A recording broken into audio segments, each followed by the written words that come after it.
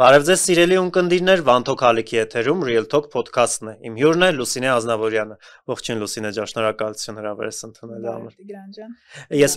Ես մշտապես հետևում եմ Facebook-ում ձեր գրառումներին եւ կիսում եմ ձեր վերլուծությունները, դրանք նաեւ շատ հարազատ են ինձ, եւ ուզում եմ խոսենք այս թեմաների մասին, որոնք դուք մշտապես բարձրաձայնում եք եւ առաջին թեման ըստ երևույթին, որոնք մենք որևէ հաղորդման ժամանակ ես ըստեյության շրջանցել չեմ կարողանում, դա Արցախի հարցն է, Արցախյան կոնֆլիկտն է։ Ես ուզում եմ ձեր կարծիքը լսել ըստեյության, ինչու բոլոր հնարավոր սցենարներից Արցախյան կոնֆլիկտը գնաց ամենավատթար լուծումով, հանգուցալուծումը ստացավ։ Որն է ձեր մեկնաբանությունը այս մասով։ Կարող ենք Արցախի փոխարեն ասել Կարս։ Կարսի նահանգ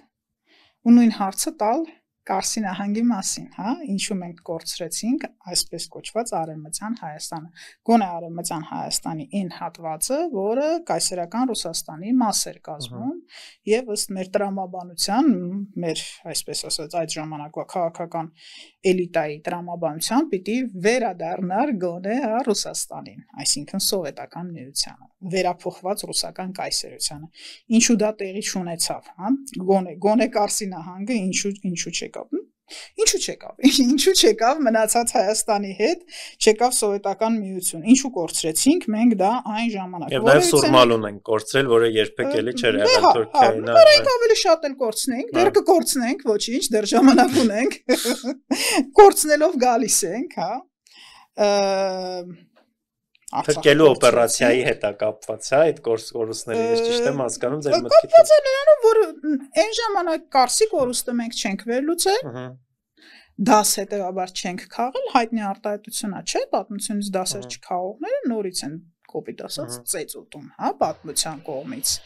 Այնքան մինչև որ վերջապես դաս կքաղեն, դե մենք համառորեն չենք ուզում դաս քաղենք, այն ժամանակ չի վերլուծվել։ Ինչու Կարսը կորցվեց, ինչ ասես ասվել է, ինչ հեքիաթ ասես այդ կապակցությամբ հորինվել է, բայց վերլուծություն Զորքը մարտունակ չէր, հիշում եք այդ բանակի մեջ կար բառակտումներ եւ Լենինը հայերին չէր սիրում,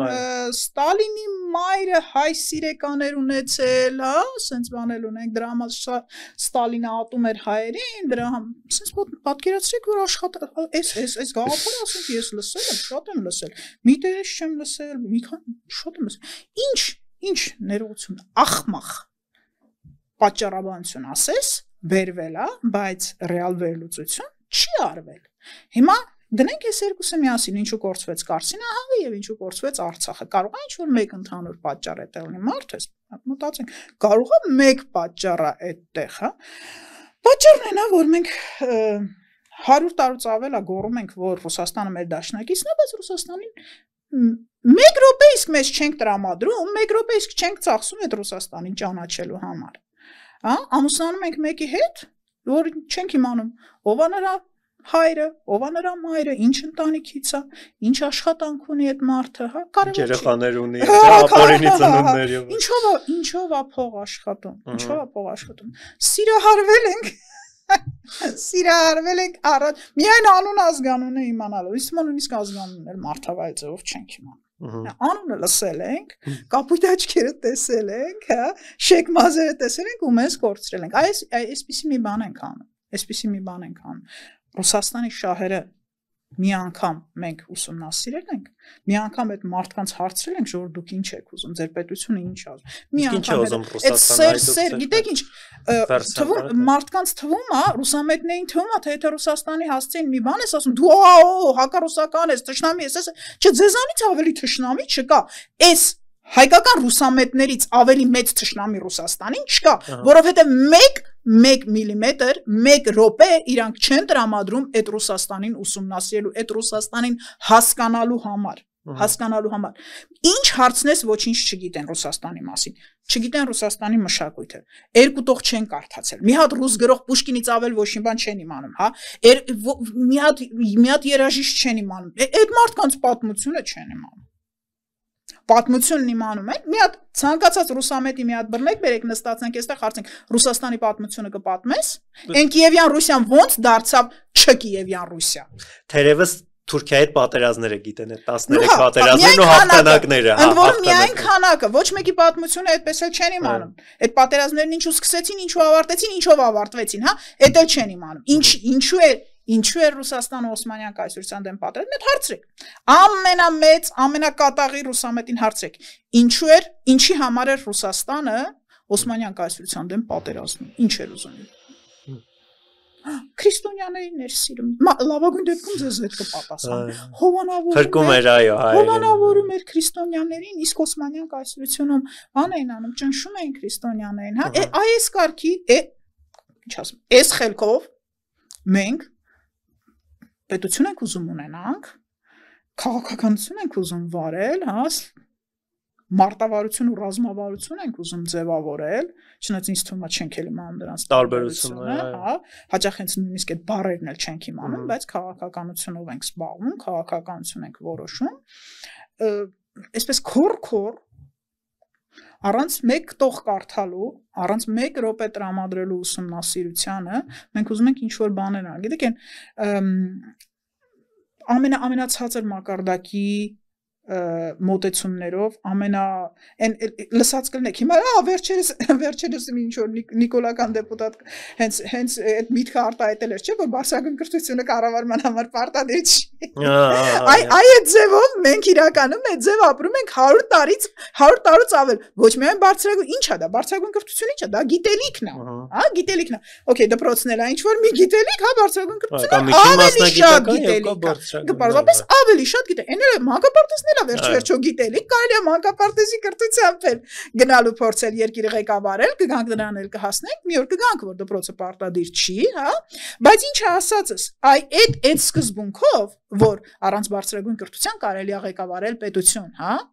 այդ սկզբունքով, այդ մոտեցմամբ, այդ կրեդոյով, այդ աշխարհայացքով մենք 100 տարի է ուզում ենք պետություն ունենանք եւ ղեկավարենք։ Գիտելիքը ներողություն գիտելիքը նորաձև չէ։ Թողներեն, հա, եթե իրանց գիտելիքներով, հա, այդպես մի խոսքով արդյունքում Հայաստանում երբևիցե գիտելիքը նորաձև չի եղել, առավել եւս նորաձև չի դառնալու այս ձևով նորաձևություն գովազդելու դեպքում, այնա տեսնում ենք, հա, իրանք գովազդեցին, որ գիտելիքը նորաձև է եւ իրանց իսկ կուսակցության դեպուտատուհին վեր կացավ ու ասաց, որ բարձրագույն կրթությունը պարտադիր չի, հետ չելա նորաձև չի, տիկին վարչապետուհի եւ պարոն վարչապետ, հետ չելա նորաձև չի։ Լրիվ իրար հակասող բաներ են, չէ՞, բայց նրան ձայն են տվել, նրան թույլ են տվել, որ այդ գաղափարը ինքը բարձրաձայնի եւ հասարակությունն էլ լսի։ Լավ, վերադառնալով Լուսինե ջան, կոնկրետ այդ Կարսի եւ Արցախի այդ համեմատությունը դուք կոնկրետ բերեցիք եւ կոնկրետ խոսում եք Ռուսաստանի շահերից։ Այս պահի դրությամբ ո՞րն է Ռուսաստանի շահը ըստ ձեզ կոնկրետ ներկա իրավիճակում։ Ռուսաստանի շահը 100 տարուց ավել է Թուրքիայի բարեդրացիական հարաբերություններ ունենալն է։ Թուրքիայի հետ ունենալ բարեդրացիական հարաբերություններ, որպեսզի Թուրքիան ապահովի ելք Ռուսաստանի համար։ Իր ապրանքների, իր նավթի, գազի, մետաղների, անտառը չենք պատկի ասում բառացիան, փայտանյութի մասին է խոսքը, հա, եւ այլ արդյունաբերական ապրանքների ու նյութերի վաճառքի ուղի դեպի իր հիմնական շուկա, որտեղ ուրիշը չունի։ Ռուսաստանն այլ շուկա չուներ, հիմա նոր մի քիչ Չինաստանի հետ է սկսել առևտուր անել, բայց Չինաստանը շատ ցածր գներով է գնում։ Ես չգիտեմ, եթե մինչև հիմա Ռուսաստանը այնուամենայնիվ իրան կոտորում է գազի վաճառքը, նավթի վաճառքը դեպի Եվրոպա ապահովելու, պահելու համար, հա, ուրեմն այնուամենայնիվ դեպի Չինաստան վաճառքը ոչ մի կերպ չի կարողանում կոմպենսացնել եվրոպական շուկայից եկող կամ նախատեսվող եկամուտները։ Ռուսաստանի շուկան Եվրոպան է։ Չինաստանի շուկան էլ է Եվրոպան, հա։ Շուկան գլխավոր, այո, եւ Միացյալ Նահանգները նույնպես։ Շուկան է այս երկրների, այս տարածքների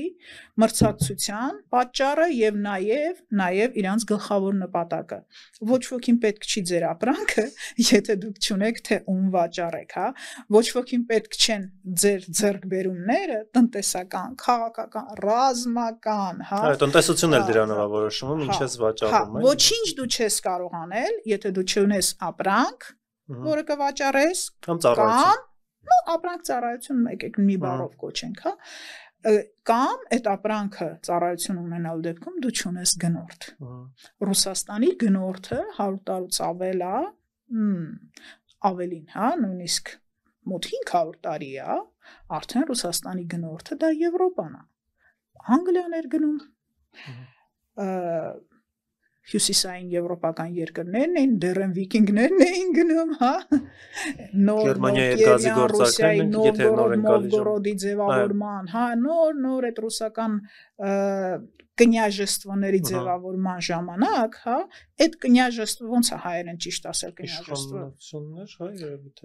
Դքսություններ ասենք, չնայած չեմ կարծում թե դա, բայց դքսություն ասենք, հա, այդ դքսությունները ձևավորվել են այդ առևտրի շնորհիվ, այսինքն իրանք սկսել են վաճառել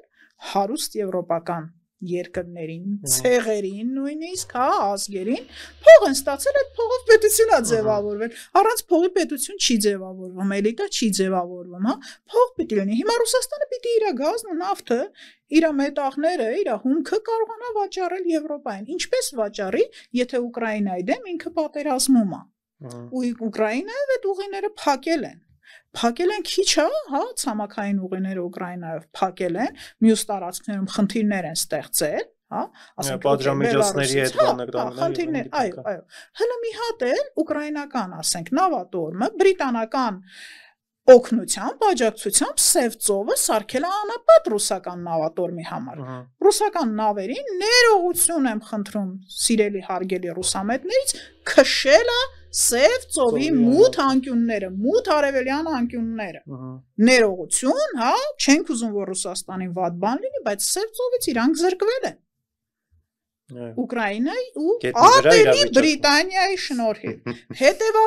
Հետևաբար Ռուսաստանը ելք չունի դեպի իր հիմնական եւ կարևոր շուկան, այսինքն իր փողի աղբյուր։ Ինչ պետք է անի նման դեպքում Ռուսաստանը։ Գտնի այլընտրանքային ինչ որ ուղիներ, հա, դեպի Թուրքիա։ Ով է այդ այլընտրանքը? Այս 100 տարուց ավել է, հա, 150 տարի է արդեն, այդ այլընտրանքը Թուրքիան է։ Օսմանյան կայսրությունը, հիմա էլ Թուրքիան։ Այդ իրանք են, որ չունեն սկզբունքներ, չունեն Արժանապատվություն, բարոյականություն, չէ՞, սա Ռուսաստանի մասին է։ Այո։ Չէ, ես հիմա Թուրքիայի մասին եմ ասում։ Իրանք հանուն եկամտի, հանուն փողի ցանկացած սկզբունքի վրայով կանցնեն, ցանկացած սանկցիայի վրայով կանցնեն, իգնոր կանեն։ Հանուն հողի էլ, եկեք էլ ասենք Թուրքիայի մասին։ Վերջի այդ ամբողջը փողա, վերջում սաղ փող են դառնում, փողն էլ է փողի համար։ Թուրքիան չի ենթարկվի եվրոպական սանկցիաներին, չի հետևի ամերիկյան սանկցիաներին եւ հանուն բիզնեսի, առևտրի Ռուսաստանի հետ կտա այդ ուղին, բայց եթե Թուրքիան հասկանում է, որ Ռուսաստանը այսպես ասած պատին է դեմ տված, ուրիշ ուղի չունի, ինչ պիտի անի, մաքսիմումն է չէ պոկելու։ Ահա այդ մաքսիմումը պոկելու ընթացքում էլ պոկվել է հերթական։ Այսինքն տրանշա, որով վճարել են իրենք, հա Ռուսաստանը վճարել է Թուրքիային իր, այսպես ասած, ծառայություններ դեռ շարունակելու է վճարել։ Հայաստանը պիտի չի կարա, ուզում եմ ասել Հայաստանը պիտի հասկանա, բայց չի կարա հասկանա, որովհետև Հայաստանում 100 տարուց ավել է իշխանությունը դա ռուսական դրածոներ են եւ դրվում են հենց այն մարդիկ, որոնք չպիտի երբևիցե հասկանան, որ Հայաստանը դա վաճառքի առարկա է։ Հայաստանը իր տարածքներով, ասում ենք Արցախը ո՞րն է, Արցախը Հայաստանի մի հատ կտոր է։ Ասում ենք Կարսը ո՞րն է, դա Հայաստանի մի մաս է։ Մեծ հաշվով, հա, դա Հայաստանն է, որ առարկա է, վաճառքի առարկա, վճարման միջոց է Թուրքիային, որպեսզի Թուրքիան էս թույլ տա, այն թույլ տա, էս հարցում օգնի, այն հարցում օգնի, հա, օգնի սանկցիաները շրջանցել, օգնի գազը մատակարարել դեպի Եվրոպա, օգնի նավթը մատակարարել, եւ այլն, հա։ Իսկ Ռուսաստանը շահագրգռվածություն ունի մեծ Թուրանի ստեղծման այդ պրոյեկտի, այո, որովհետև ինքն է դրա հեղինակը։ Որովհետև ասում են Բրիտանիան է դրա հեղինակը, տարիներ շարունակ գիտեք մենք այսպես կոչված ռուսամետ փորձագետներ ունենք, դա Բրիտանիայից է։ Ինձ թվում է, ես ավելի ռուսամետ եմ, քան ամենառուսամետ հայերը, հա։ Ոչ, դրա հեղինակը Ռուսաստանն է, ոնց կարող է նման մեծ գաղափարի հեղինակը, կակույտը ինչ որ Բրիտանիա լիներ, ամեն դեպքում ռուսները Հա, ռուսական քաղաքական գործիչների ինստիտուտները, հա, քաղաքական հետազոտությունների ուսումնասիրությունների ինստիտուտները պնդում են, իրանց կոկորդը պատռում են, որ Թուրանի գաղափարը, նեոթուրանիզմի գաղափարը դա իրանք են ստեղծել։ Հիմա ես ում հավատամ։ Հիմա ով է այստեղ ավելի ռուսամետ։ Հա ես հավատում եմ ռուսներին, վերլուծաբաններ, որ ամբողջ օրը ասեն մենք ենք։ Ես էլ չեմ հանդիպել։ Հա ռուս-թուրքական պատերազմների ժամանակ եղել է, որ ասենք Ֆրանսիայում, Ֆրանսիայից էլ տարածվել են դեպի Եվրոպայի այլ հատվածներ, ինչ որ ասենք թուրքամոլներ են հայտնվել, հա, թուրքաֆիլներ, այսպես ասենք, հա։ Թուրքաֆիլություն կա Եվրոպայում, այնպես չի որ չկա, բայց Թուրանի գաղափարը ես երբևիցե չեմ լսել որևիցե մի եվրոպացուց, որ գլուխ գովա որ ասի դա իրանք են հորինել, բայց փոխարենը ռուսական ամբողջ քաղաքական էլիտան, վերլուծաբանները, քաղաքական մասնագետները, ինստիտուտներ, ասում եմ, ամբողջ ինստիտուտներ կոկորդն են իրանց պատրում, ապացուցում, հա, կիլոմետրերով, դափոններով վերլուծություններ են անում ու դիսերտացիաներ են գրում նրա մասին, որ նեոթուրանիզմի գաղափարը ծնվել է ցարական Ռուսաստանի սպայակազմում, հա, բանակի եւ գաղտնի գործակալությունների սպայակազմում է ծնվել, մշակել են այդ սպայերը։ Հիմա ես ում հավատամ։ Եվ ինչու պիտի ես չհավատամ ներողություն, դարձան հիմա ռուսները դարձան ստախոսներ, հա, քանի կար մեր սիրելի, հավատարիմ, մաքուր, ազնիվ, փափանցիկ դաշնակիցներն են, հիմա դարձան ստախոսներ, որ ստում են, ասում են, բայց այդպես չի, ես հավատում եմ իրանք շատ համոզիչ են խոսում, հա, եւ երկրորդն էլ ոնց նայում եմ, այո, իրանք են դրա հեղինակը եւ վերջի մի հերթական անգամ էս մի քանի տարի առաջ էր, երբ որ մի հերթական ինչ-որ թուրքական երկրների չեմ ոնց է կոչվում կազմակերպությունը, հա, այդտեղ ինչ-որ էլի Էրդողանը իրան դրել էր սուլթանի տեղ, չգիտեմ, ինչ-որ քարտեզներով բանով, էս կոմենկոմ, հա, բան արեցին, ինչ-որ ժուրնալիստներ, ինչ-որ լրագրողներ հարցրեցին Լավրովին, թե ոնց եք դրան նայում, Լավրովն ասեց թուրքական աշխարհի կենտրոնը Կազանն է, Ռուսաստանն է, Կազանը Ռուսաստանն է, ինքը չասեց, հա, քարտեզներ էին ցույց տվել, ըստ որի այդ թուրքական աղեղ կոչված հատվածը, ասում որ իրենց հասնելու են եւ մեր մոտ էլ գիտեք կամ փորձագետներ, հիմա նաեւ դրան էլ կպատասխանեք, որտեղ առավոտից 3 օրնի բուն այդպես պնդում են, որ սա հասնելու է Ռուսաստանին, Հյուսիսային Կովկասը փոկելու են, ինչպես չի հասկանում Ռուսաստանը այս բարձ ճշմարտության, այսպես մեկ փաթեթով կարող է։ Այսինքն որ դպրոցում մի կերպ 3 են ստացել կամ էլ են տոտալ ծույրիկներ են եղել, հա, այդ մարդիկ հիմա մեծացել են, եկել են դարձել են քաղաքական վերլուծաբաններ, ասենք մտել ենք Եվրասիական տնտեսական միություն, որևիցե մեկը 3 տող կարդացել է Եվրասիական տնտեսական միության գաղափարախոսության մասին, հա, ընդհանրապես էս դուգինիզմի չէ, հայկական քաղաքագետները ընդհանրապես ծանոթ են, որ ցանկացած քաղաքական կամ տնտեսական գործունեություն իր տակը, իր հիմքում գաղափարախոսություն ունենում։ Ծանոթ են, տեղյակ են, լսած կան դա, հա, եւ հետեւաբար որն է Եվրասիական տնտեսական միության գաղափարախոսությունը կարդացել են, ինչ է նշանակում եվրասիականություն, գիտեք, քանի հոգի Հայաստանում գիտի թե եվրասիականությունն ինչ է, կարդացած կան, մենակ դուգինը չէ, այնտեղ մի ամբողջ եվրասիականության դպրոց է եւ ինքը սկսել է 1800-ականների վերջին, էլի նույն ցարական Ռուսաստանի պրոդուկտ է, այսպես ասած։ Լիքը եվրասիական գաղափարախոսության հեղինակներ ու հետևորդներ կան Ռուսաստանում եւ այդ եվրասիական տնտեսական միությունը դա հենց դրա ծնունդն է, այդ գաղափարախոսության ծնունդն է։ Իսկ ինչա դա դա դրա մասին է որ թուրքերն ու ռուսները նույն ծագումն ունեն թուրքական ազգերը եւ առանձին քաղաքակրթություն են, այո, դա առանձին քաղաքակրթություն է եւ իրանք նույն ծագումն ունեն, տոլի նույն մորից են տարբեր հերերից, տոլի հակառակը չեմ մանրամասները չեմ հիշում ներողություն, թող Ռուսաստանի դաշնակից համարողները կարդան, իմանան թե իրանք նույն հորից են, թե նույն մորից են, էլի, համարվում է որ այո, նույն քաղաքակրթությունն են, պիտի վերադառնան իրենց արմատներին եւ այլն։ Եվ նման դեպքում հիմա հարց տամ, ինչ թուրքական աշխարհը պոկելու է, էսա անելու Հյուսիսային Կովկասը, ումից է պոկելու, թուրքական եվրասիական, հա, պետությունից է պոկելու։ Իրանք, այսինքն ինչ հայերը համարում են, որ այդ 500 տարվա անդադար կայսրության պատմություն ունեցող Ռուսաստանում չկան մասնագետներ, որ գնահատեն Հյուսիսային Կովկասի գլխին կախված ռիսկերը, հայերը պիտի իրան սովորացնեն, հա, հայերը, որ իրանց դասագրքերն ու ընդհանրապես գրքերը ռուսերենից են թարգմանում։ Մամուլն էլի դեպի, եթե նկատում եք, միշտ ասենք նույն ուկրաինական պատերազմի հետ կապված, իրանք վերցնում են միայն ռուսական ապտերն։ Քանի հայ փիլիսոփա կա, քանի հայ քաղաքագետ կա, որ գիրք ա գրել, իհարկե են Նիկոլի երկրի հակառակ կողմը բաց թողնենք, ես ոնց հասկանում եմ դա սեքսի մասին է, այլ ոչ թե քաղաքականության, հա, քաղաքականության մասին վերլուծություն, հա, քանի հատ քաղաքագետ կա Հայաստանում, որ գաղափարախոսություն է, քաղաքական կամ տնտեսական կամ արժի համակարգային գաղափարախոսության մասին ինչ-որ գիրք ա գրել, գաղափարախոսություն կա Հայաստանում, չէ ինչ կա լավագույն դեպքում դա ռուսերենից թարգմանած է, չխոսենք նրա մասին, որ ռուսերենն էլ լիքը բան անգլերենից է թարգմանում, այդ պլագիատի պլագիատ են, այսինքն իրանք մեծ մասով նրանք գոնե թարգմանելուց հետո կարդում սովորում են, սրանք պարզապես թարգմանում են, հա, ու այս մարդիկ, այս ռուսերենից հայերեն քաղաքականություն, քաղաքագիտություն թարգմանողները գնում են ռուսներին սովորացնելու, աչքները բացելու, միամիտ ռուսներ, ոնց չեք հասկանում, որ Հյուսիսային Կովկասը թուրքերը ձեզնից պոկելու են։ Ես հիշում եմ նման ինչ-որ մի հատ վիդեո, երբ որ այդպիսի հայ քաղաքագետներ Ռիշկովին էին բացատրում, որ Հայաստանը դա Ռուսաստանի հարավային պաշտպանական շրջանն է, դարպասն է, հա, պաշտպանում է ռուսներին, Ռուսաստանին թուրքերից եւ այլն։ Ռիշկովը այսպես վերևից ինքը բոյով թափով մարդ էր, այսպես վերևից մեզ նայում լուչը։ Անջալը։ Ամոթ է, մի քիչ համեստ եղեք։ Եվ վերջը, եթե իսկապես սիրում եք Ռուսաստանին, մի քիչ այդպես նվաստ կարծիք մի ունեցեք նրանց մասին։ Էս ինչ տարօրինակ սեր ընդհանրապես հայերի մոտ դեպի Ռուսաստան, շատ տարօրինակ, նվաստացնում են, չեն հետաքրքրվում, չեն ուսումնասիրում,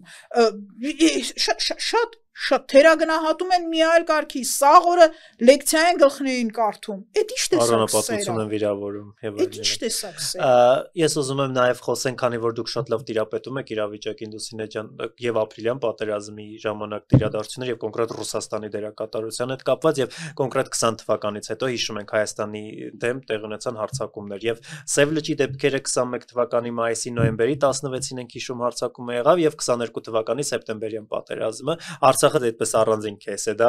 առանձին էպոպեա է եւ դրա մասին առանձին աշխատություն կարելի է գրել թե այնտեղ ռուսները ինչ արեցին, բայց քանի որ դուք ինձ տարբեր ինսայդների եք տիրապետում եւ ձեր գրառումներում ես տարբերաբար ընթերցել եմ դրանք, կուզեմ հիմա հանգամանալից խոսեք այդ ամենի մասին, ինչպես է տեղի ունեցել Ռուսաստանի այսպես ասած դավադրությունը Հայաստանի դեմ։ Նորից վերադառնանք Կարս։ Ասում են, որ Պոնտոսի հույների կոտորածը ղեկավարել են ռուսները։ Այդպիսի վկայություններ կան։ Կարսի հանձնումը կազմակերպել են բոլշևիկները, տրամադրելով զինվորներին իրանց սպայակազմի դեմ, հա։ Գլուխները լցնելով, որ սրանք նոր թուրքեր են, սրանք գալիս են ձեզ ազատելու այս փչացած կապիտալիստների բանից, ճնշումներից, հա, սա կապիտալիստների կռիվն է իրանց փողի եւ ունեցվածքի համար, այլ ոչ թե հողի կռիվ է թուրքերի եւ հայերի միջեւ, հա։ Իրականում պրոպագանդան եթե լավը լինի, ինչ ասես կարելի է լցնել լսողի գլուխը, հա։ Դե Ռուսաստանը պրոպագանդայի խնդիր չունի, եկեք դա ասենք, որ 100-ամյակներով թիվ 1 շատ լավ են դրանից, ընդ որում հիասքանչ տիրապետում են մեր հոգեբանությանը հայերի, հա։ Շատ լավ կարողանում են կոնտրոլ անել, այո, պրոպագանդայից իրանք շատ լավ են։ Իրանց գործակալները, հատուկ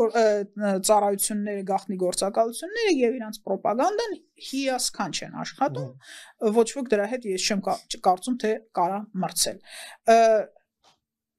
Պետք էր Կարսը հանձնել, ռուսները կազմակերպեցին հանձնել։ Պետք էր Ղարաբաղը հանձնել, ռուսները կազմակերպեցին հանձնել։ Ես այսպես ասեմ, հա, բացի նրանից թե ինչ են լցրել, հավանաբար սա վարկած է, ինչ որ տեղերից սրա ինչ որ ապացույցներ բաներ կան, բայց ես հիմա որպես վարկած դա ասեմ, հա։ Արցախի էլիտայի գլուխը լցրել են, որ մենք ձեզ կտանք ճանապարհ դեպի Ռուսաստան, ցամաքային ճանապարհ, ու դուք կմտնեք Ռուսաստանի կազմում։ Աղդամով ինչ որ միջանցք էին բացելու, հիշում եք, չէ՞, տենց ինչ որ բաներ էին ասում։ Okay, մի տեղով այնտեղ հա, կարող է, չեմ ման, չգիտեմ, չեմ ման։ Ինչ որ նենց անհետ բաներ էի կարդում այդ շրջափակման օրերին, որ դրանցից մեկն էլ դա էր։ Ինչ շրջափակում, ես խոսում եմ 44 օրյայի մասին եմ խոսում։ Հա, ես քառորյա պատերազմն էի ուզում խոսել Ես 44 օրյայի մասին եմ ասում, չմանրանանք հիմա դրա մեջ, թե կոնկրետ դետալները ոնց եղան, երկու բան հաստատ կա, որ հադրուտ մտել են ռուսները եւ ասել են դուրս եկեք, սա արդեն որոշված է, դուրս եկեք, հա, Շուշի ոչ միայն մտել ասել են դուրս եկեք, այլ մեքենաներով ռուսական հագուստով բերել են ադրբեջանցիների, մցրել են ադրբեջանցիների, նրանք ներսից պարզապես գնդակահարել են մեր Շուշիում մնացած զորքին, նրանց, ովքեր որ չէին հասկանում, թե խի պիտի հանձնել ինչ ա եղել, որ Շուշին։ Իսկ հայերը ձեռնբաց ընդունել են ռուսական զորքը, այս հա, որովհետև դաշնակից է։ Բնականաբար, մի հատ հիշենք այն 70 վարդենիստին, որ գերի ընկան, հա, նրանց ռուսներն էին, չէ՞, եկեք մեր հետևից, պետք է մեր հետ գաք ու տվել են պարզապես Ադրբեջանին։ 22 թվականի սեպտեմբերի 13-ից նախորդ օրը ռուսական զորքը Վարդենիսի իր դիրքերից այնտեղ կար ռուսական զորքը պարզապես Դավիթյան նկարած գցած էր։ Սահմանապահները ոնց են, չէ՞, թենակետերը հավաքում եւ այլն։ Կար այդտեղի փրև ռուսական զորք կար, Սև լճի պես եկել էին մեզ փրկելու, Մարության, հա, Մարության թե Մարուկյան։ Այդ Մարուկյանն էր, որ բազան էր պահանջում, որ շատ խնդրեց, բազա էր ռուսական պահանջում, բազաներ եւ ռուսական փրկիչներ, նրանք բերեցին, հա, լիքը տեղակայեցին, այդ թվում նաեւ Վարդենիսում, բայց ցավոք սրտի, սեպտեմբերի 13-ի նախորդ օրը, այսինքն 12-ի երեկոյան, ռուսական զորքը պարզապես հավաքվեց, լցվեց մեքենաներ ու դուրս եկավ Վարդենիսի տարածքից, այդ վիդեոն էլ գյուղացիները նկարեցին ու գցեցին ինտերնետ։ Պետք է հարցնել Մարուկյանին ինչ եղավ, ինչ պատահեց, խի այդպես վախեցան, ինչից վախեցան եւ ուր գնաց ռուսական զորքը, հա։ Նոյեմբերի 16-ին էլ հիշում եք, ինչ տեղեկատվական դիվերսիա էր 21 թվականի Սիսիանի Արվարձաններ, ռուսական բաները, փրկիչ զորքը եւ այլն հիշում եք։ Ընդհանրապես այնպիսի խայտարակություն էր, որ չեմ ուզում, ես դրա մասին շատ եմ գրել, հիմա նույնիսկ դրա մասին չեմ ուզում խոսալ, որովհետեւ դրանք դետալներ են, հա։ Բայց puzzle-ը հավաքելու համար կարևոր է, չէ՞։ 21 թվականի գարնանը, երբ որ եթե ես չեմ սխալվում, Սև լճի մասում մեծ տարածքներ կորցվեցին, հետո ինչ որ բան լրագրողները պաշտպանության նախարարություն նամակներ գրեցին եւ նախարարությունը պատասխանեց, հա։ Ուղիղ պատասխանել են, այդ նամակը հրապարակվել էր։ Ես այդ նամակը կարդացել եմ։ Կոնկրետ պաշտոնյայի անունն էլ կար այդտեղ, հա, ուղիղ պատասխանեցին, որ այդ տարածքը ռուսներն են հսկելիս եղել։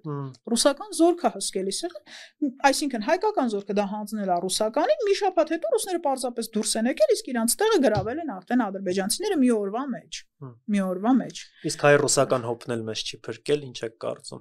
Միացյալ հոպ ունենք, չէ՞, Ռուսաստանի։ Այսինքն եթե ռուսները որոշել են Ղարաբաղը հանձնել, հա, Արցախը հանձնել, ռուսական հոպը պետքա գար մեզ փրկեր։ Այդ ոնց որ մի քիչ չի ստացվում, այդ մի քիչ դժվար ստացվող բան։ Դե մեր փորձագետների լոգիկան գիտեք։ Փորձագետները պիտի մի քիչ փորձեն, մի քիչ խորքը ուսումնասիրել։ Հասկանում եք, ոչ թե ուսումնասիրեն Ստալինի մոր սիրային պատմությունները ու դրանով բացատրեն Հայաստանի նկատմամբ սովետի վատ վերաբերմունքն ու պահվածքը, հա, այլ մի քիչ այնուամենայնիվ, երբ որ իրանց քաղաքագետ են կոչում, այնուամենայնիվ քաղաքական իրադարձությունները ուսումնասիրեն։ Ինչ եմ ես այստեղ ասում, ինչի մասն եմ ես ասում, սովետի ժամանակ այդպիսի լեգենդ կար, հա, որ Ստալինի մայրը հայ սիրեկան ա ունեցել, այս հայ սիրեկանը Ստալինի փուճու ժամանակ ծեծել ա, դրա համար Ստալինը մեծացել ա ու հայերին ատում ա մուրը հանում ա հայերին։ Շատ մարդկանց մեջ մնացել է այդ միտքը տարածվել էր, լիքը տեղից ես դա լսել եմ, ու դա որպես նենց լուրջ բան էր ասվում։ Մեր քաղաքագետները մինչև հիմա այդ մակարդակով են նայում, հա։ Ոնց էր Քոչարյանը ասում բանը, լավ հարաբերություններ ունեն Պուտինի հետ։ Աստծո։ Մեր մեջ ինչ կա, սեր, հա։ Մեր մեջ ինչ կա, սեր էր, քիմիա էր, չեմ ամ, կայծ էր, ինչ էր, հա։ Դա խոսքը այստեղ Քոչարյանի մասին չի։ Մեր ամբողջ քաղաքական էլիտան այդպես է մտածում։ Լսեք, Գոդնիսանովը կարա լավ հարաբերություններ ունենա Պուտինի հետ։ Քոչարյանը չի կարա լավ հարաբերություններ ունենա Պուտինի հետ։ Ինչու? Որովհետև այնտեղ իրանց կապող շահ կա, ընդհանուր շահ կա, իսկ այստեղ շահ չկա։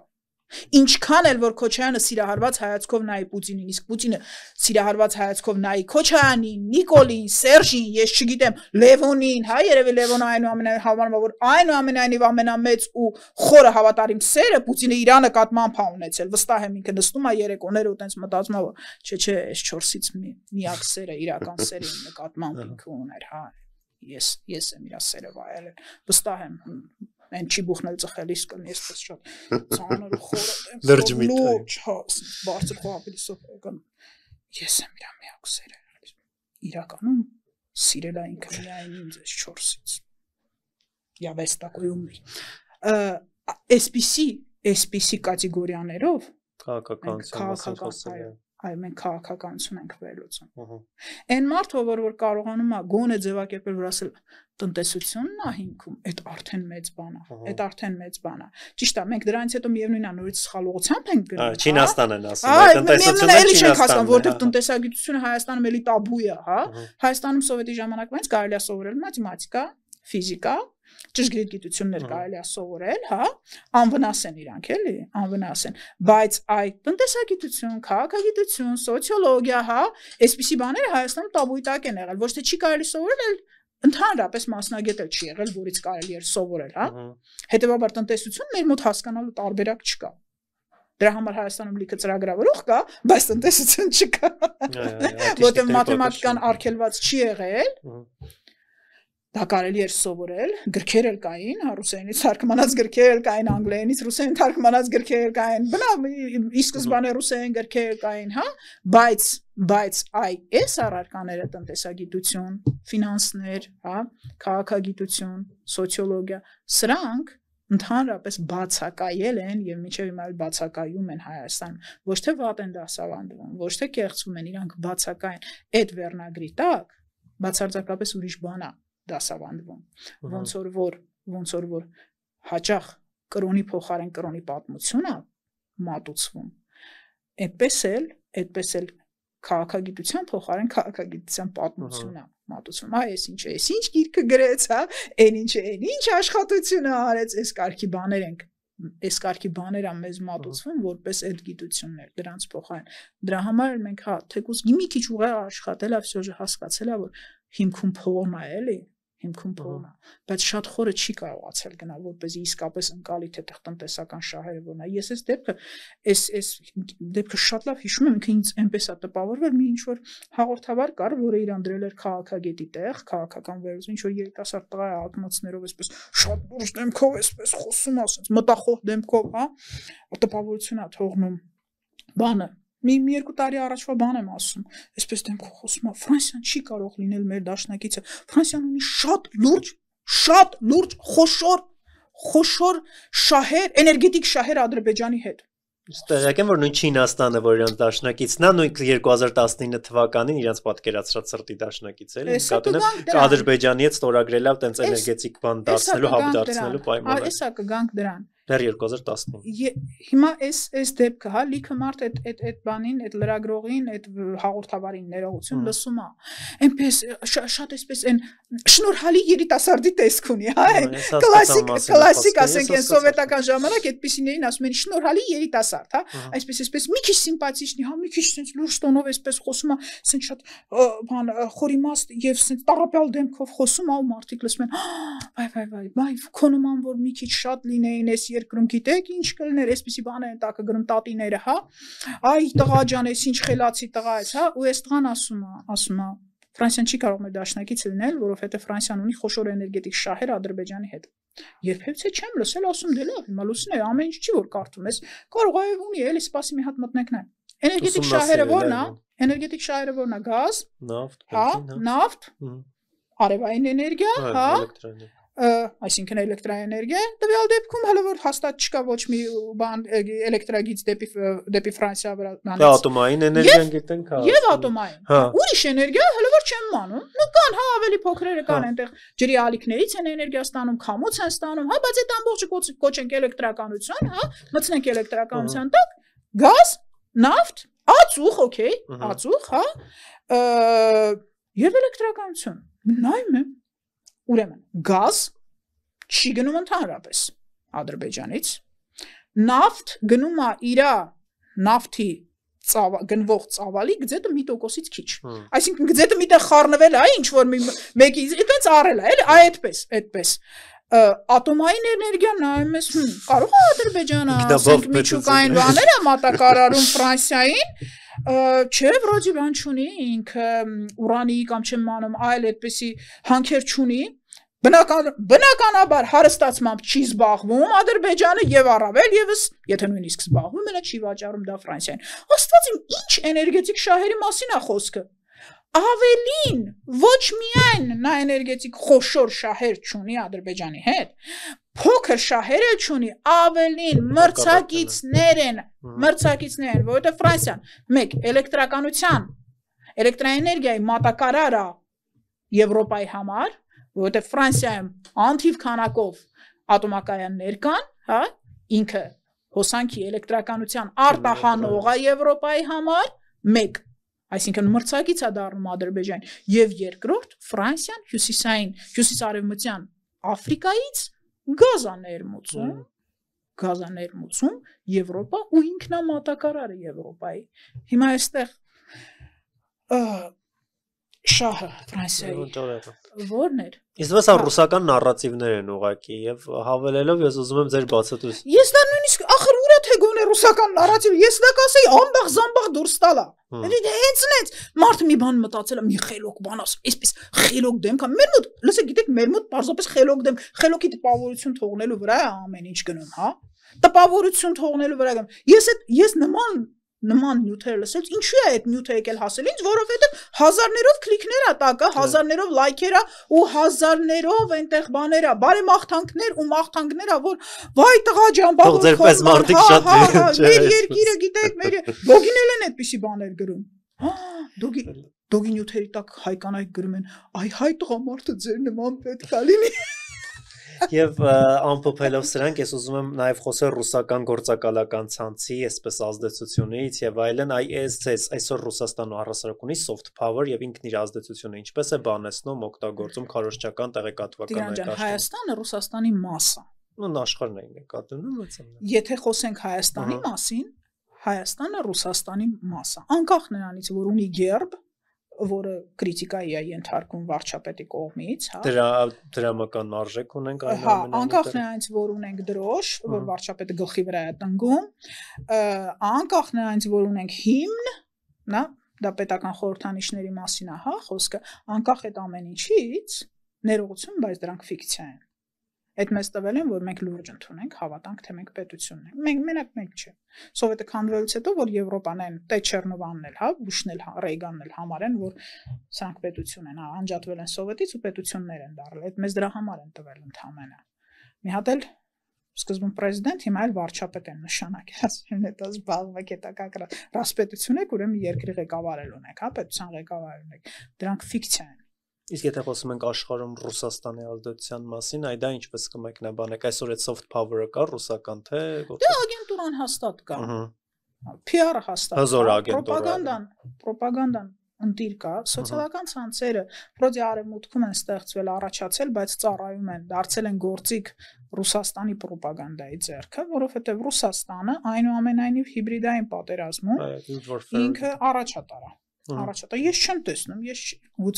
գուցե այլ երկրներ նույնպես հիբրիդային պատերազմի մեջ ինչ-որ հաջողություններ ունեն, բայց ես չեմ տեսնում։ Ես չեմ պնդում, որ վերին ճշմարտությունն է իմ տեսածը, իմ ասածը, բայց հələ որ ես տեսնում եմ, որ ռուսական ազդեցությունը, ռուսական պրոպագանդան սարերը շուտալիս գլխի վրա, հա, նույնիսկ երևի Տրամպին է անցկացնում ընտրում պրեզիդենտ, հա, երևի, չեմ պնդում, երևի։ Տեսնում ենք, թե Եվրոպայում ոնց են նրանք փորձում հեղաշրջումներ անել եւ ոնց են Եվրոպայի ընտրությունների վրա միջամտում այնուամենայնիվ Ռումինիայում, Մոլդովայում մենք տեսանք բոլոր երկրներում էլ նրանք փորձում են միջամտել ընտրություններին ու դա անում են պրոպագանդայի, այսինքն հիբրիդային պատերազմի իրանց գործակալական ցանցի գործակալների միջոցով։ Այդ փաստը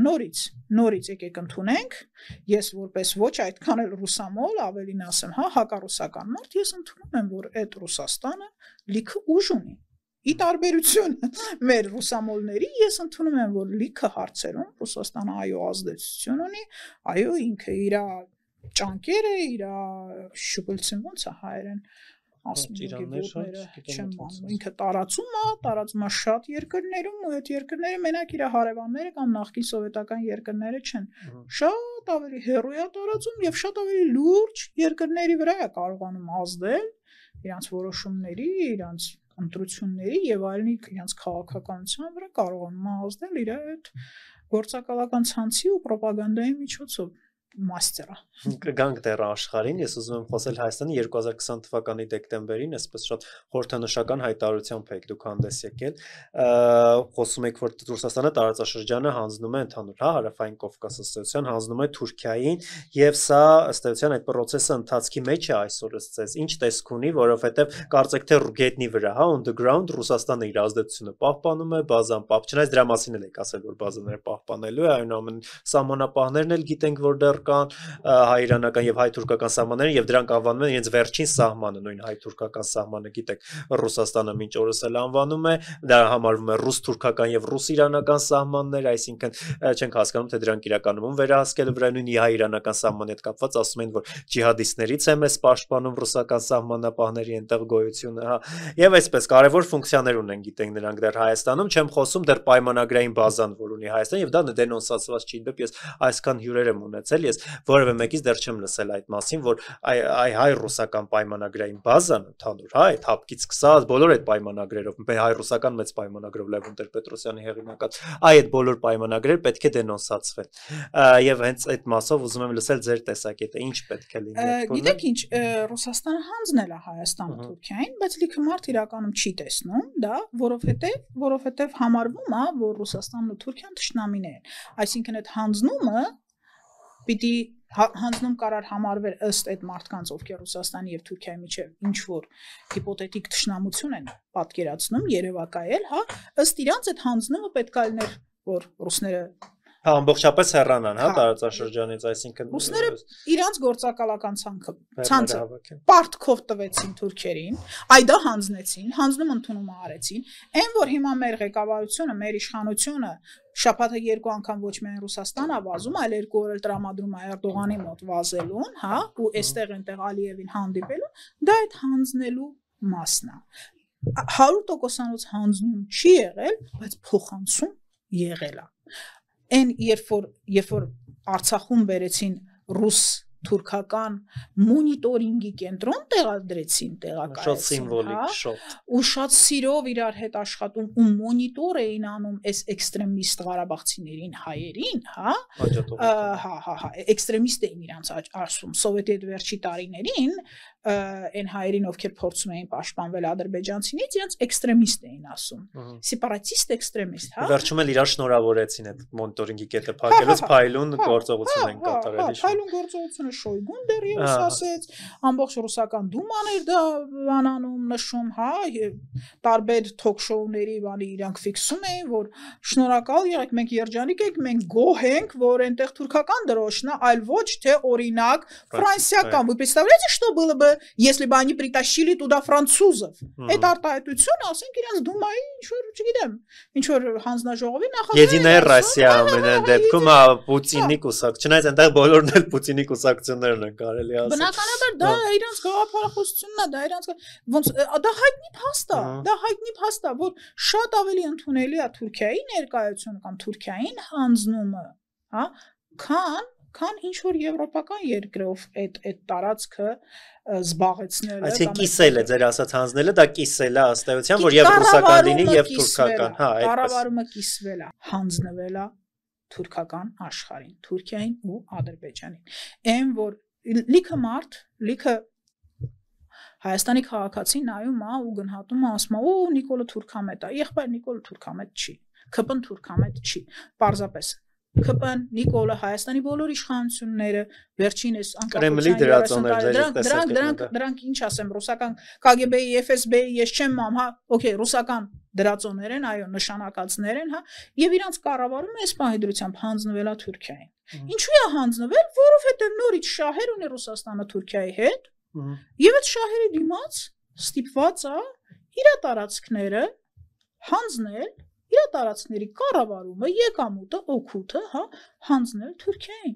Եվ վերջերս տվական հետաքրքիր հայտարարությամբ էր հանդես եկել Հայաստանի առաջին նախագահ Լևոն Տեր-Պետրոսյանը, խոսելով Ռուսաստանի մասին, Ռուսաստանի ներկայությունը տարածաշրջանում նա անվանել էր պատմական փաստ եւ սրանով անշրջելի հայ, այսպես ասած իրողություն, իհարկե բառացի չեմ հիշում, եւ նաեւ Ռուսաստանին անվանել էր հուսալի բարեկամ, այնտեղ նաեւ նշել էր Իրանի անունը, Հնդկաստանի, Չինաստանի նույն այդպես պատմական հեռանկարում եւ Ֆրանսիայի եւ Հունաստանի անուններն էր նշել որպես բարեկամ երկրներ, բայց ինձ Աջապսանդալ։ Հա, բայց հետաքրքիր էր, որ այդ բարեկամների մեջ կար Ռուսաստանի անուն, ունեք իմ աչքը այդ բոլոր երկրներից, մնացածը դեռ եթե վիճելի են ինչ որտեղ մեկին կարելի հասկանալ, մյուսին չէ, որ Ռուսաստանը միանշանակ է, դիասակիչ պետություն։ Լևոնին գովազդեցին 7 լեզու գիտի, տոլի չգիտեմ քանի լեզու։ Հավանաբար Լևոնը այս ամպլուայից տենց էլ դուրս չի եկել, դա իր ամենահաջող PR-ն ա եղել, հա, այդպես էլ մինչև հիմա եթե 7 երկրի անուն տամ, ես հետ կբերեմ այն իմ ժամանակի համբավը, հա, 7 լեզվի մասին։ Մոտավորապես այդպիսի մի բան, հա, բայց եթե ես ինչ-որ արտահայտություններ անեմ Լևոնի մտավոր կարողությունների մասին, ինձ կարող է ասեք չեմ անում, իմ դեմ ոստիկանություն բողոքեն, դրա համար եկեք չքննարկենք։ Կոնկրետ արտահայտությանը հուսալի բարեկամ Ռուսաստանը կարող է լինել երբևէ Հայաստանի պատմական։ Դե հա, նոր մի քիչ առաջ խոսում էինք նրա մասին, որ, հա, խոսում էինք նրա մասին, որ Ռուսաստանի շահերը խիստ սերտորեն կապված են Թուրքիայի հետ։ Հիմա, եթե Թուրքիան մեր անտագոնիստն է, ապա ոնց ենք մենք պատկերացնում Թուրքիայից կախված Ռուսաստանին մեզ դաշնակից։ Հիմա ես չեմ մամ, Լևոնի գլխում կարող է դա տեղավորվի։ Ես չեմ մամ։ Լևոնի իր բերած, ասենք, իր կառուցած այս քաղաքական էլիտայի գլխում կարա դա տեղավորվի։ Ես չեմ պատկերացնում։ Ուցե կգա ինչ-որ մի հանճար Լևոնի նման, որ էլի դրա բացատրությունը կտա։ Թե ոնց է լինում, որ Թուրքիայից տոտալ կախվածության մեջ գտնվող երկիրը պիտի մեր դաշնակիցը, մեր բարեկամը լինի, դա կարող է իրանք բացատրեն։ Ես չեմ կարող դա բացատրել։ Իսկ Հայաստանի շահը այսօր որ երկրների հետ է համընկնում դուսին։ Հայաստանի շահը միշտ կարող է վաճառվել։ Ինչ երկրի հետ էլ համընկնելու լինի, ինքը միշտ կարող է վաճառվել, որովհետև Հայաստանը որպես պետություն գոյություն չունի։ Գոյություն չունի, չունի իշխանություն, չունի կառավարում, հա, այդ կառավարումը դրսից է եւ դա արվում է Ռուսաստանի կողմից։ Երբ որ դուք խոսում եք Հայաստանի շահի մասին, թե որի պետության հետ է համընկնում, ես կհարցնեմ, իսկ Չեչնիայի շահը որ պետության հետ է համընկնում, իսկ Ուդմուրտիայի շահը որ պետության հետ է համընկնում։ Այն պետության, ով որ շահագրգռված է Ռուսաստանը մասնատելու։ Կա գիտեք պետություն, որը շահագրգռված է Ռուսաստանը քայքայելու եւ մասնատելու մեջ։ Okay, այդ պետության հետ մեր շահը համընկնում է, բայց դեռևս դա երաշխիք չի, որ Հայաստանը կփրկվի կամ կշահի դրանից, որովհետեւ մինչեւ նրանք մասնատեն, կարող է Հայաստանից բան չմնա։ Հայաստանի շահը մեկ անգամ կարճ ժամանակով համընկել է Բրիտանիայի շահի հետ 1918-ից 1920 ընկած ժամանակահատվածը, բայց Բրիտանիան չի կարողացել իր շահը մինչև վերջ տանի, պարտվել է, բառացիորեն պարտվել է Ռուսաստանին, մանավանդ, այս Ռուսաստանն այսինքն բոլշևիկներին, որովհետև նրանք համագործակցել են սպիտակների հետ։ Նաև վերջի սպիտակները, այո, իրանց նշանակածները, իրանց դաշնակիցներն են եղել, նրանք փորձել են պահել իրանց իշխանությունը Ռուսաստանում, հա, բոլշևիկները աստված գիտի ում նշանակածներն են, ում բերածն են, դա թողնենք, չընկնենք դավադրությունների տեսության մեջ, բայց ամեն դեպքում բոլշևիկների գալով, այսինքն բոլշևիկները եկան եւ այդ բրիտանական դաշնակիցն, Բրիտանիայի դաշնակիցն էին, որը դա ցարներ, էլիտաներ, հա, դրանցից ձերբազատվեցին, մաքրեցին, վերածվեցին եւ հայտարարեցին Բրիտանիան իրանց թշնամի։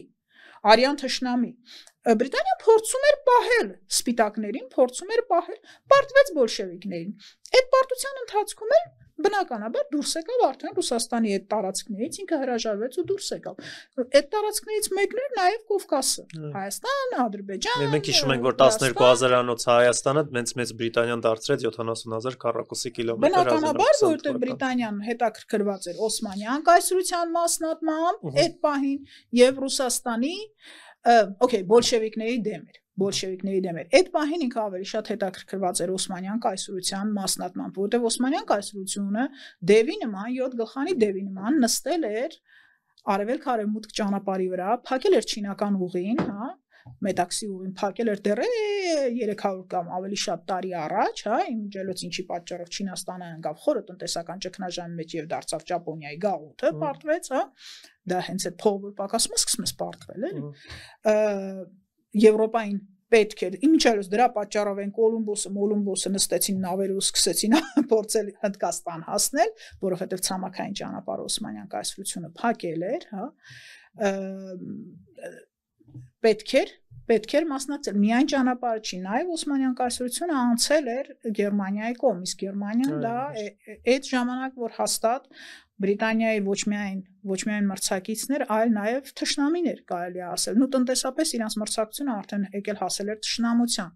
Եվ նման դաշնակից Գերմանիային Բրիտանիան բնականաբար չէր թողնի։ Ահա այդ պահին մեր շահերը խիստ համընկել են Բրիտանիայի շահերի հետ, դրա համար էլ, հա, Բրիտանիան մեր քաղաքական էլիտայի ներողություն շատ են վախենում Բրիտանիայից բռնելու ասել անկախություն հայտարարեք, բոլավեր ընկնեք Թիֆլիսում, վեր կացեք գնացեք ձեր Երևանը, անկախություն հայտարարեք, պետություն հայտարարեք, հա, զորքա բերել, զենքա բերել, ինստրուկտորներ ա բերել, հույներին էլ կարգելա, որտեղ ներվերը չէր հերիքում, հա, Լորես Արաբացու ներվերը չէր հերիքում հայերի հետ, հույներին ա կարգել հայերի գլխին որպես ինստրուկտոր քաղաքական, եթե այդ հատվածի ժամանակահատվածի պատմությունը կարդաք, կտեսնեք, որ հունական ղեկավարությունն է եղել անընդհատ առաջնորդելիս, ուղղորդելիս, իրականում ուղիղ եթե ասենք, հետևից քարշ տալիս, հա, հայկական կառավարությանը, ասենք Սևրի պայմանագիրը ավելի շատ մեր համար հույներն են, հա, Հունաստանի վարչապետն է մեր համար ջանք թափելիս եղել, քան թե հայերը։ Այն որ ասենք Պոնտոսը մտել է, համաձայնել է մտնել Հայաստանի կազմի մեջ, դա Հունաստանի վարչապետի ջանքերի արդյունքում է եղել, միայն ու միայն, հա, մարդը նստել է սամալյոտ, թռել է Պոնտոս, ասել է, այ հիմարներ, դուք այստեղ չեք կարող ինքնուրույն անկախ պետություն լինել, կվերանաք շատ արագ, համաձայնեք միանալ Հայաստանի, թե չէ նրանք պոզերը տնկել էին, վրացու պես էին իրանց պահում, մի քիչ կա էլի հարևաններ են։ Պոզերը տնկել էին ու իրանք անկախություն էին ուզում ու Հայաստանի հետ չէ, մենք Հայաստանի հետ կապ չունենք։ Դա Հունաստանի վարչապետի ջանքերի հետևանքով ա եղել եւ ընդհանրապես այդ միջազգային քաղաքական շրջանակներում Հայաստանի շահը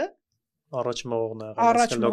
առաջ մողողը, հայերի սովորացնողը, թե ինչ խոսեն, Սևրի այդ պայմանագրի բանակցություններից առաջ հույներն էին, այսպես ինստրուկտաժ էին անում, հա, հայ ղեկավարներին, ներկայացուցիչներին, այդ բանակցողներին, էս կասեք, այստեղ եթե ձեզ ասեն, որ այս տարածքը մտցնում ենք Հայաստանի մեջ, կոնկրետ քաղաքի մասներ, հիմա ես չեմ կարող մի ասեք մենք զորք չունենք, համաձայնեք, ասեք հա մենք կանենք, մենք զորքով կանենք, դուք քաղաքական մասը ապահովեք, մենք զորքով կանենք, հա, անկախ նրանից որ դուք հիմա այդքան զորք այդտեղ չունեք, միևնույն է, թող գոնե թղթի վրա լինի, այդ հույներն են զբաղվելիս եղել, բայց Բրիտանիայի ուղղորդմամբ է դա արվել, որպես հովանավորությամբ այդպես կարող ենք ասել։ Այդ 2 տարին մեր շահերը համընկել է Բրիտանիայի շահերի հետ։ Հիմա ես չգիտեմ, հիմա կա երկիր, որը հետաքրքրված է Թուրքիայի մասնատմամբ եւ Ռուսաստանի մասնատմամբ, որովհետեւ մեր դեպքում Թուրքիան կարող 150 կտոր անեն, բայց մենք էլի պետություն չենք դառնա։ Որտեղ այո, Ռուսաստանի հարցերն է պետք լուծել։ Բայց դրանից բացի Թուրքիային ոչինչ չի սպառնում, քանի դեռ կա Ռուսաստանը, որովհետեւ Ռուսաստանը իր ամբողջ ռեսուրսը, ամբողջ կարողությունը կծախսի, ինքը իրան կինքնասպանի, բայց կփրկի Թուրքիային։ Այդպես է այնտեղ դրված։ Եվ ուզում եի նաև հարցնել ձեզ վերջին այսպես որպես ավարտ, հա, ինչով է արևմուտքի այսքան վախերը պայմանավորված Ռուսաստանից, վախենում են Ռուսաստանի մասնատվելուց, վախենում են, չգիտեմ, որ Չինաստանի դեմ կարող է ինչ-որ գիտեք, այդ ասում են Ռուսաստանից գործոն է ստեղծում եւ նաև Թրամփի ֆիգուրից է, այսպես ձեր բառերով ամփոփեք ինչ է պատմականորեն, այդպես ներողություն ինչ ասացի, ինչ արած պետքա խոստովանենք, այդպես վախ որած, հա, վախկոտ արճակատման չգնացող, հա, Եվրոպայում կարելի ասել երևի պետությունը, որը պատրաստ շատ թե քիչ գոնե մի քիչ պատրաստ է պատերազմել դա Բրիտանիան է։ Այն անտեր Նապոլեոնից հետո այդ ֆրանսիացիք вообще չեն ուզում կռվել։ Մի քիչ շատ թե քիչ, հա, Բրիտանիան է։ Նա թուրքերին էլ առանձնապես չեն դիմադրել, հա, եկել հասել էին Վիեննային, հասել Ավստրիային, հասել, չգիտեմ, պատմականորեն այդպես է եւ դա գիտեք ինչ այսպես ասեմ բնականաբար մի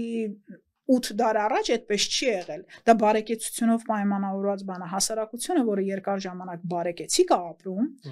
իր համար բնականաբար այդ պատերազմները հակամարտությունները արճակատումները դառնում են խիստ անցանկալի բաներ լավ ապրող քաղաքացին չի գնում պատերազմի նա խուսափում է պատերազմից եւ չի ուզում պատերազմել չի ընդունի այն ղեկավարին, ով որ պետությանը կմղի պատերազմի։ Դա բարեկեցությունով պայմանավորված խնդիր է, իսկ Եվրոպան արդեն 5 դար է, որ բարեկեցության ճանապարհով է գնում, ու այս պահին ամենաբարեկեցիկ հատվածը երկրագնդի դա Եվրոպան է։ Միացրած, բայց ամբողջ երկրներով Եվրամիությունն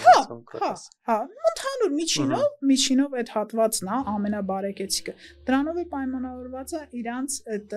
փափկությունը, վախվորածությունը, վախկոտությունը, հաստատակամության բացակայությունը, ռազմաճնշության խոցելիությունը եւ ուզում եմ նաեւ ասել այս նոր աշխարհակարգի պայմաններում ըստ Ռուսաստանի դերը որը կլինի եւ միած որտեւ ձեր վերլուծությունները այնքան փայլուն են իրականացել մի շատ լավ կանխատեսել եք դուք տարբեր իրադարձություններ ուզում եմ ձեր պատկերացումը կազմել Ռուսաստանի դերակատարության մասին եւ Միացյալ Նահանգների որտեւ Միացյալ Նահանգները այնպես սրընթաց է հեղինակազրկվում Թրամփի քայլերի այսպես պատճառով վերջին շրջանում Թրամփը մեր Նիկոլն է իրանք նույն կերպարն են նույն ձևի եկել են իշխանության մոտավորապես նույն ձևի հա նույն դերն են տանում թե ուր կգնա Ամերիկան ես չեմ կարող ասել հիմա այս պահին չեմ կարող դա կանխատեսել բայց Ռուսաստանի մասին մի բան ասեմ գլոբալ փոփոխություններ չեն կարող ունել առաջինքը Եվրոպայի մատակարարներ դուր չեկավ իրան այդ պաշտոնը այդ հաստիկը այդ դերը հիմա ինքը կդառնա Չինաստանի մատակարարը դա եղել է հունքային կցորդ իր ամբողջ գոյության ընթացքում հա դա եղել է հունքային կցորդ գոյություն ունեցել ձևավորվել է որպես պետություն հունքը վաճառելու շնորհիվ մինչև հիմա էլ դա է անում ուրիշ բան իրան ոչ էլ թողնելու են ներողություն բայց իրան այլ դեր չեն տալու ոչ էլ ինչքան էլ ուժեղ ռոպագանդա ունենա ինչքան էլ ուժեղ գործակալական ցանց ունենա պետությունը այլ դերի չի կարող գնալ որովհետև տնտեսապես այդ պետությունը որպես հումքային տնտեսություն է, հումքային պետություն է։ Այդ մեկը բրիտանացիները չեն մեղավոր, հա, դրանում, այդ իրանք չեն, այդ պետությունը ինքը հումքայինից անցներ արտադրականի, դա ինքը չի կարողանում անել, չեն ուզում անել, որովհետև հումքայինը հարմար է, գլուխ ցավացնել պետք չի, բարձրակարգ մասնագետներ պետք չեն եւ այլն եւ վերջի այս վերջերս մոդա չէ, բան կարդալը այն աճեմուղլու կարդալը, հա, մակրոտնտեսությունը մոդա է։ Շնորհակալ լինենք մի կիսաթուրք կիսահայի, հա, որ մակրոտնտեսության գաղափարը մցրեց մեր հասարակությանը, գոնե անունը լսեցին, հա, որ նման գիտություն կա։ Ինչ ասում։ Վերջի ինքը իր գրքի վերջում, բայց մինչև իրան իհարկե ուրիշ մակրոտնտեսագետներ կան, որ շատ ավելի առանց խճճելու, առանց խորը փիլիսոփայական տանջանքների, հա, բարձ դա ձևակերպում են, ներկայացնում են, հա, պետության, տնտեսության զարգացումը այս պահին ապահովել է հիմքով, արմատներով, կա հիմք, կա ապագա նաև, այո կարողանում է այդ տնտեսությունը զարգացման գալ չկա հիմք նայեք ի համեմատ է սովետական նախկին սովետական երկրների նայեք Բելարուսը իր տնտեսությունը ինչ որ բաներ կարողանում է արտադրել նա արդյունաբերությունն է Ռուսաստանի մասին չխոսանք որովհետև դա հենց կայսրություններ ինքն էր հա կայսրության տերն էր դրա մասին չխոսանք բայց այդ գաղութներից այսպես ասած սովետական գաղութներից սովետական սոցիալիստական գաղութներից այդ 15 պետություններից Բելարուսը ինչ որ բան ունի ինչու որովհետև այն ինչը ներդրել էր կայսրությունը կարողացավ պահեց ինքը տնտեսություն ունի Ասիական այն երկրները, որտեղ գաղութ Ճապոնիան, ասենք, այնտեղ գաղութատերը Ճապոնիան ա եղել, որտեղ Ճապոնիան ներդրումներ ա արել արդյունաբերության մեջ, այդ երկրները կարողացել են զարգանալ։ Ռուսաստանում ներողություն, հա, արդյունաբերական ներդրումներ արել է Ամերիկան, երկրորդ համաշխարհայինի ժամանակ եւ դրանից հետո դրա համար Ռուսաստանում տնտեսություն կա, բայց միևնույն է աղբյուրը, սկզբնաղբյուրը Ռուսաստանը չի ինքնուրույն ինքը, դա ի վիճակի չի արդյունաբերական տնտեսության վերածվել, հա, հումքայինից արդյունաբերականի վերածվել։ Ռուսաստանի կառավարման մասին, էլիտայի մասին, տոննաներով նյութեր կա, էլի ռուսամոլները չեն սիրում կարդալ, հա, բայց ասենք որ կա, որ ասենք ռուսը չի կարա իր երկիրը ղեկավարի։ Դրա համար Ռուսաստանի էլիտան ասենք գերմանացիներ են եղել, ֆրանսիացիներ են եղել, բրիտանացիներ են եղել, սովետական, սոցիալիստական բոլշևիկյան հեղափոխությունից հետո էլ հրեաներ են եղել։ Հրեաներ են եղել, կովկասցիներ են եղել, հա, Բերիա, Ստալին, ես չգիտեմ ինչ, թաթարներ են եղել, Այդ մինչև եվրոպական, մինչև ասենք Պյոտր Պերվու գալը, հա, որ եկավ ու փոխեց, բերեց ռուսական էլիտա, եվրոպական էլիտա, մինչև այդ թաթարներն եղել։ Կա տեսություն, որ Ռուսաստանը ի վիճակի չի ծնել սեփական էլիտա, կառավարողներ սեփական ազգից, կա այդպիսի տեսություն։ Ես իհարկե դրա հեղինակը չեմ այդ տեսության, հա, ոչ էլ հետևորդ եմ, բայց կա այդպիսի տեսություն եւ այն ինչ տեսնում ենք, ոնց որ դրա ապացույցը լինի։ Եվ հետեւաբար ինքնուրույն այս երկիրը հումքայինից չի դառնալու արդյունաբերական։ Տրամպը լինի այնտեղ, ինչ լինի, սա կցորդ լինելու։ Չուզեց Եվրոպայի կցորդ լինել, համարեց, որ Եվրոպան իրան շատ է պլոկում, հա, շատ է գների իջացում պահանջում գազի, նավթի եւ այլնի։ Okay, ուղարկեցին հրեն, դե թող Չինաստանի կցորդը լինի, Չինաստանը արդեն տասնապատիկ ավելի ցածր գներով կգնի այդ հումքը եւ այլն, ընդ որում այդ ծավալի Չինաստանին պետք էլ չի։ Չինաստանը հրեն նավթն ու գազը կարա միջնասիական երկրներից առնի ահռելի քանակով։ Եվ լրիվ բավարար է դրոշը։ Մետաղներ եւ այլն, ասենք, հենց ինքն էլ բանը անում է, զտումը անում է, կորզումը անում է, Հնդկաստանից էլ ահռելի քանակով ստանում է, հարևան են Հնդկաչինից էլ լիքը ստանում, ասենք, Ռուսաստանը այստեղ արդեն լիքը մրցակիցներ ունի։ Ներողություն, բայց այդ է Ռուսաստանի կառավարածը, որ իրանց գեղեցիկ պուպուշ շուկան Իրենք էլ junior partner են, չէ՞, համարվում Չինաստանը։ Հա, այն ժամանակ junior partner էին, համարյա հավասարազոր partner էին Իրանի հետ, Եվրոպայի հետ, չհավանեցին իրանք, այդտեսեք ինչ անճարեղ կառավարում, հա, չհավանեցին, իրանք իրանց ճանապարհը դեպի Եվրոպա փակեցին ու գնացին երկրորդ սորտի ասիական շուկա մտան, որտեղ աշխատուժը արդեն ջրի գին է եւ ոչ միայն իսկ եթե աշխատուժը ջրի գին է, մնացած բաներն էլ են բնականաբար արդեն ջրի գին, դե հիմա թող գնա Ռուսաստանը այնտեղ իր հումքը վաճառի ջրի գնով ու դե համարի որ Վիլիկի շախմատի ստոլի չգիտեմ այնտեղ ինչ են Պուտինի մասին ասում, обыграл всех, հա, ինչ որ էս կարգի մի բան։ Իրեն Ալեքսանդր Մեծի հետ էր երեք համատել, այն շատ էպիկ էր։ Տնտեսությանը նայենք, հա ինքը կայուն է, բայց կայուն է հասարակության շնորհիվ միայն, որովհետև այդ հասարակությունը, հա ռուսական հասարակությունը ինքը մինիմալ պահանջներով հասարակություն է, իր վրա ինչքան էլ սեղմեն։ Պետերբուրգն ու Մոսկվան հանում ենք, տեսնում ենք այնտեղ մնացածը։ Նրանք են միևնույն կուլ տվող, հեզ ու խոնար հասարակություն, այդ մուժիկի գաղափարը իզուր չի, հա, նայենք այդ մարդկանց հեքիաթներին, նայենք այդ մարդկանց լեգենդներին, դա երբեք ըմբոստ հասարակություն ունեցած երկիր չի, այն որ մի անգամ բոլշևիկյան հեղափոխություն են արել, այդ իրանք չի որ արել են, հա, դա էլիտան է արել, իսկ էլիտան ասենք ավելի ճիշտ հատուկ ծառայություններն են արել, իսկ դրանք բնականաբար այդ արդեն ուրիշ մաս է, մենք խոսեցինք դրա մասին, որ էլիտան դա եվրոպացիներ էին։ Շնորհակալություն շատ Լուսինե ջան, շատ հետաքրքիր է ձեզ հետ զրուցել։ Իմ հյուրն էր Լուսինե Ազնավուրյանը։ Կհանդիպենք։